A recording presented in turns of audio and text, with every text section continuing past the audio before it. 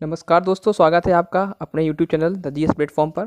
मैं रमन सिंह हाजिर हूँ आज एक नई स्लाइड के साथ एक नया वीडियो, जिसमें हम चर्चा करेंगे उत्तर प्रदेश श्रम कानून में बदलाव अध्यादेश 2020 पर। अभी हाल फिलहाल में जो न्यूज़ आ रही है, जैसे बताया गया है कि योगी एंड सरकार ने उत्तर प्रदेश में जो श्रम कानून में उनमें कुछ बदलाव किए हैं, और ये बदलाव कुछ इस तरीके के हैं, उनका कहना है जिससे कि औद्योगिक विकास में सहायता मिलेगी और लॉकडाउन की वजह से जो आर्थिक गतिविधियाँ बिल्कुल कम हो चुकी हैं उन्हें बढ़ावा दिया जाएगा। ये सरकार का तर्क है। तो चलिए आइए स्टार्ट करते हैं इस टॉपिक को। साथ साथ में हमने इसमें सब टॉपिक इंटरनेशनल लेबर ऑर्गेनाइजेशन को भी शामिल किया हुआ है।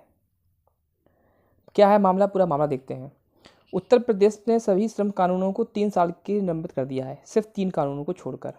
ऐसा बताया जाता है कि उत्तर प्रदेश में लगभग 30 से 40 के आसपास जो है श्रम कानून है, जिसमें से इन्होंने केवल 3 को छोड़ दिया है और बाद बाकी सबको क्या कर दिया है, निलंबित कर दिया है। ये अभी हाल फिलहाल में मामला है। इसके पीछे जो सरकार है वह अपना क्या तर्क पेश करती है, तो सरकार ने जो तर्क है वो कहती है कि हमने इसलिए किया है कि निवेश को बढ़ावा मिले और व्यवसाय दोबारा से शुरू हो सकें। जैसे कि आप सभी को पता है कि कोरोना वैश्विक महामारी की वजह से लॉकडाउन चल रहा है, और इस लॉकडाउन की वजह से जो आर्थिक गतिविधियां हैं वो बिल्कुल ही रिड्यूस हो चुकी हैं, बिल्कुल जीरो हो चुकी हैं। लिहाजा उन्हें एक बार फिर से स्टार्ट करने के लिए सरकार ने ऐसा फैसला लिया है। यह सरकार का मानना है। तो निवेश को बढ़ावा देने और व्यवसाय को दोबारा शुरू करने में मदद करने के लिए ऐसा स्टेप लिया है, नए औद्योगिक निवेश के लिए और नए उद्योगों की स्थापना के लिए। और ये भी कहा जा रहा है कि जो वर्तमान में जो पहले से मौजूद उद्योग हैं वो प्लस जो नए स्थापित होंगे वो उन सभी पर जो है ये प्रभावी रहेगा अध्यादेश जो बदलाव वाला है 2020। और जो इसका इम्पोर्टेंट जो वो है मोटो वो ये है कि आर्थिक गतिविधियों को बढ़ावा देने हेतु इसका लाया गया है। तो एग्ज़ाम में मेरे ख्याल से अगर इस तरीके से पॉइंट टू पॉइंट आता है तो ये सबसे ज़्यादा बेस्ट सुटेबल पॉइंट रहेगा जिसको टिक करना है। और ऊपर से अगर इनमें से 4 में से कोई एक मिलता है तो हम उसको भी देख लेंगे। हालांकि इस तरीके से प्रश्न आने की संभावना कम है, फिर भी देख लेते हैं इसमें कि, और क्योंकि इसमें जो प्रश्नों का जो प्रकृति होगी वह उनके एक्ट को लेकर के हो गई, कौन सा एक्ट किस साल में आया था, वैसे प्रश्न आ सकते हैं। तो उन्हें भी स्लाइड में मैंने शामिल किया हुआ है। इसके साथ साथ जो है वो कौन से 3 कानून हैं जिन्हें छोड़ दिया गया है। वैसे तो बताया जा रहा है कि जो कानूनों की संख्या है वो लगभग 8 है, लेकिन जो प्रमुख है वो 3 ही रखे गए हैं जिनको हमने यहाँ शामिल किया है। उन तीनों में देखिए पहला कौन सा है, भवन व अन्य निर्माण श्रमिक अधिनियम 1996, इसको छोड़ा गया है। कर्मचारी मुआवजा अधिनियम 1923, इसे छोड़ा गया है। और बंधुआ मजदूर अधिनियम 1976, इसे। ये 3 ऐसे कानून हैं जो इस नए अध्यादेश 2020 के बाद भी प्रभावी रहेंगे, ये काम करते रहेंगे। इसमें जो भवन व अनिर्माण श्रमिक अधिनियम है ये सेफ्टी, हेल्थ और वेलफेयर को लेकर चलता है।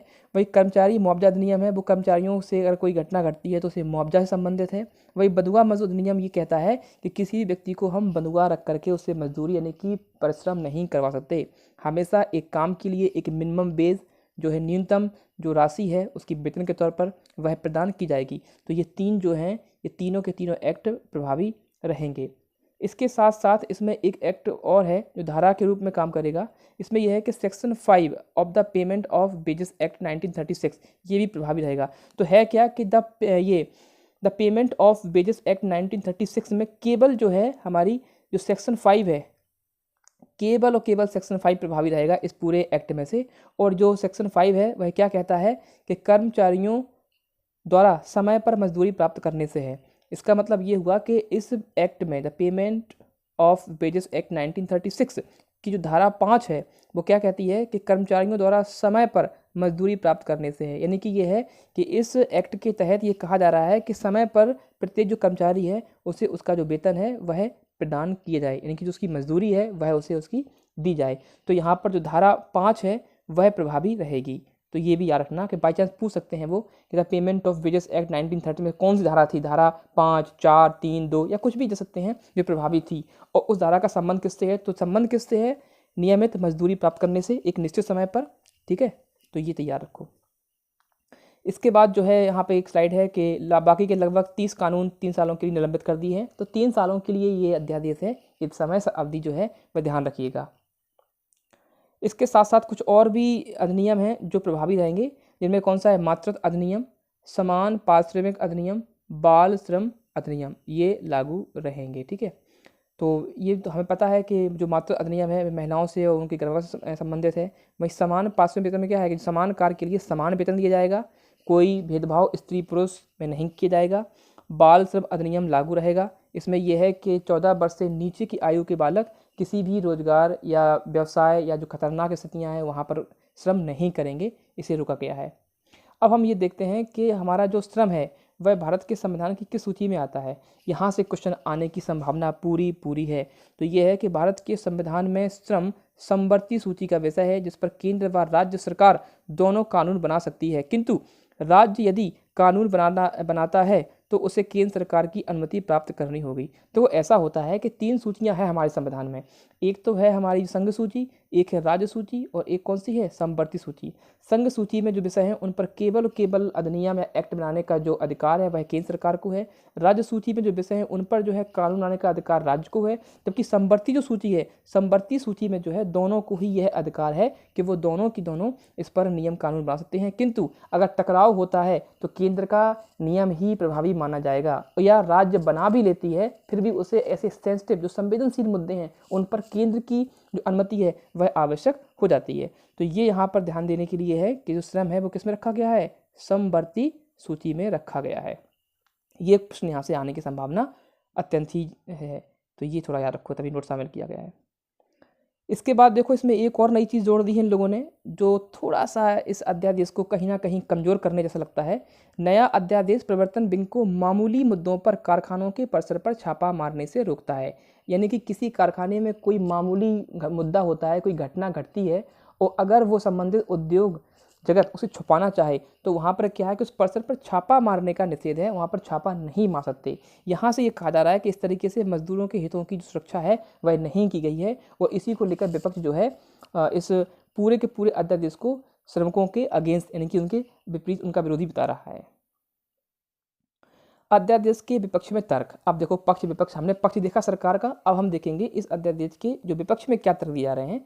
तो पहला जो है रोजगार की सुरक्षा व वेतन सुरक्षा पर व्यवसायों की खुली छूट, यानी कि जो व्यवसाय जगत है वह लोगों की सुरक्षा यानी कि जो कर्मचारी हैं उनकी सुरक्षा और वेतन पर बिल्कुल खुल्लम खुल्ला हो गया है। अब उन पर कोई पाबंदी नहीं है, वह अपने हिसाब से सुरक्षा के मानक तय करेंगे और अपने हिसाब से ही उनका वेतन तय करेंगे, क्योंकि आर्थिक गतिविधियों को बढ़ाने के लिए उद्योगों को इतनी रियायत देनी जरूरी समझ रही है सरकार। वह कहती है कि हम इतनी रियायत देंगे तभी जो पहले से स्थापित उद्योग हैं और जो नए उद्योग आने वाले हैं वो तभी यहाँ भारत की तरफ मूव करेंगे, यहाँ अट्रैक्ट होंगे और अपने प्लांट लगाएंगे। तो ये एक चीज़ यहाँ शामिल है। उसके बाद शोषण को बढ़ावा, वो ये भी कहते हैं पक्ष में, इसके विपक्ष में, कि इस तरीके से क्या होगा, इस अधिनियम से जो नया अध्यादेश लाया जा रहा है 2020, इससे मजदूरों का जो शोषण है उसमें और ज़्यादा बढ़ोतरी होगी, क्योंकि पहले से भी ऐसा होता आया है कि काम के समय निश्चित हैं, उसके बाद भी उन्हें एक्स्ट्रा काम लिया जाता है और ये शोषण ही प्रकार का है। लेकिन जब आप इस तरीके से नियम बना ही रहे हैं तो शोषण को और भी बढ़ावा मिलेगा। कार्यस्थल पर परिस्थितियों की अवहेलना से कर्मचारियों के स्वास्थ्य पर ध्यान न दी जाना। अभी आपने एक चीज़ और देखी होगी कि एमपी में भी कुछ इसी प्रकार का एक नियम लाया गया है, जिसमें ये कहा गया है कि स्वास्थ्य संबंधी जो भी या उनकी जो परिस्थितियां हैं, कैसे काम कर रहे हैं, उनको अनदेखा करके सिर्फ काम करने पर जोर दिया जा रहा है। और पहले 8 घंटे का समय था, अब 12 घंटे कर दिया गया है। पहले एक सप्ताह में 48 घंटे था, अब 72 घंटे कर दिया गया है। तो यहाँ से थोड़ा बहुत ये विपक्ष का ये कहना है कि जब 8 घंटे में इतना काम होता था, अब 12 घंटे करेंगे तो क्या उसका ओवर टाइम है वो पेमेंट मिलेगा या नहीं मिलेगा। तो कहीं ना कहीं यहाँ से शोषण की बू आ रही है। खैर आगे परिस्थितियाँ क्या बनती हैं 3 साल के बाद, या अभी जब ये स्टार्ट हो जाएगा तब देखा जाएगा। उसके पश्चात इसमें कुछ और भी बातें हैं जो विपक्ष ने कहा है कि श्रमिकों के गुलामों जैसी स्थिति हो जाएगी। अंतर्राष्ट्रीय श्रम संगठन के नियमों की अवहेलना है। जो अंतर्राष्ट्रीय श्रम संगठन ILO है, इंटरनेशनल लेबर ऑर्गेनाइजेशन, उसमें जो नियम हैं वो कहते हैं कि इस अध्यादेश से उन नियमों की अवहेलना हो रही है, उनको मानक के तौर पर यहाँ पर नहीं रखा गया है और कार्यस्थल पर सुरक्षा का अभाव भी देखने को मिल सकता है। तो ये भाई इसके विपक्ष में तर्क दिए गए हैं। जो आपका उत्तर प्रदेश श्रम कानून बदलाव अध्यादेश 2020 है, इसमें जो है ये विपक्ष के तर्क थे। अब यहाँ पर थोड़ा हम जान लेते हैं कि अंतर्राष्ट्रीय श्रम संगठन क्या है। हमें केवल उतना ही जानना है जितना एग्जाम के लिहाज से बहुत इंपॉर्टेंट है। तो सबसे पहले यहाँ पे देखते हैं कि क्या है कि जो स्थापना है इसकी वो कब हुई है। इसकी स्थापना हुई है 1919 में। कब? ट्रीटी ऑफ वर्साइल्स, यानी कि वर्साई की संधि के समय पर इसकी स्थापना करी गई है। इसका जो मुख्यालय है वो कहाँ पे है? जिनेवा। चलिए आप कमेंट में बताइए कि जिनेवा कहाँ पर है। ठीक है, मैं आपको 3 ऑप्शन देता हूँ, न्यूयॉर्क यानी कि अमेरिका, स्विट्जरलैंड और ब्रिटेन। इन 3 जगह में से कहाँ पे है हमें कमेंट बॉक्स में जरूर बताएं। इसके साथ साथ जो है 1969 में विश्व शांति का नोबेल पुरस्कार भी ILO को दिया गया है, यानी कि इंटरनेशनल लेबर ऑर्गेनाइजेशन। ILO, इसे हम लोग शॉर्ट में बोलते हैं, ठीक है। तो ये ध्यान रखना नाम से। मुख्यालय बहुत इंपॉर्टेंट है इसका, और मेरे ख्याल से एग्जाम में पूछा भी गया है और आने वाली एग्जाम में फिर से पूछा जाएगा, ठीक है। फिर देखते हैं कि भारतीय संविधान ने श्रम से संबंधित क्या क्या उपबंध किए हैं। तो कुछ आर्टिकल हमें देखने को मिलते हैं जो एग्जाम में पूछ सकते हैं, जिसमें अनुच्छेद जो है 14 से 16, 23 से 24, 38 और 41 से 43A, जिनका सीधा सीधा संबंध है श्रम अधिकारों से है, यानी कि जो हमारे श्रम अधिकार हैं उनको भी हमारे संविधान में इन अनुच्छेदों के तहत रखा गया है। अब देखो कुछ हम इंपॉर्टेंट जो हमारे अनुच्छेद हैं वो देख लेते हैं। आर्टिकल 14 वो कहता है कि विधि के समक्ष समानता, वो कहते हैं सभी को कानून के समक्ष समान रखा गया है। तो केवल मजदूरों के लिए ही ऐसी बात क्यों, सबके लिए इस प्रकार के नियम बनने चाहिए। अनुच्छेद 15 राज्य नागरिकों के साथ भेदभाव नहीं करेगा। देखना ये है कि इस अध्यादेश के बाद केवल श्रमिकों को ही इस प्रकार से काम कराया जाएगा, या उस फैक्ट्री में जो संपूर्ण लोग हैं श्रमिकों से भी ऊपर स्थिति में हैं, जो उनके अधिकारी वर्ग हैं, उनके साथ किस प्रकार व्यवहार होगा। तो वो कहते हैं कि राज्य को यह चाहिए कि ऐसे नियम बनाए ताकि भेदभाव ना हो सके। उसके साथ साथ जो है अनुच्छेद जो 23 है वो जबरन श्रम पर प्रतिबंध लगाता है। कहीं ऐसा ना हो कि लोगों को अपने रोजगार को मुसीबत में देखने के बाद उनसे जबरन श्रम कराया जाए। ऐसी बातें आती रहती हैं कि जब असुरक्षा की भावना होती है अपने रोजगार को लेकर के, तो ये जो उद्योग वगैरह हैं वहाँ पर लोगों का शोषण होता है, उन्हें जबरन काम पे लगा दिया जाता है। तो इस अनुच्छेद के तहत इसकी भी सुरक्षा की जाती है। अनुच्छेद 24 में कहा गया है कि कारखानों, खदानों और अन्य किसी खतरनाक रोजगार स्थान पर 14 वर्ष से कम आयु के बाल श्रम पर प्रतिबंध लगाया जाएगा या लगाया गया है। तो यहाँ पर यह है कि आर्टिकल 24 मोस्ट इंपॉर्टेंट है, इसे जो है टिक कर लीजिए, याद कर लीजिए, ये आना ही आना है। जहाँ पर कहा गया है कि 14 वर्ष से कम आयु के जो बच्चे हैं उन्हें बाल श्रम में यानी कि बाल मजदूरी नहीं करने दी जाएगी। कहाँ पर? खदानों, कारखानों और किसी खतरनाक रोजगार स्थान पर। यहाँ पर इस प्रकार का श्रम टोटल कैसा है, बैन कर दिया गया है हमारे संविधान के द्वारा।